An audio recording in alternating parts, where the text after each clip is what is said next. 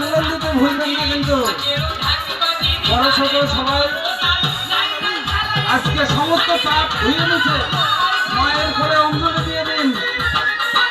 যত পাপ রয়েছে আপনার ভিতরে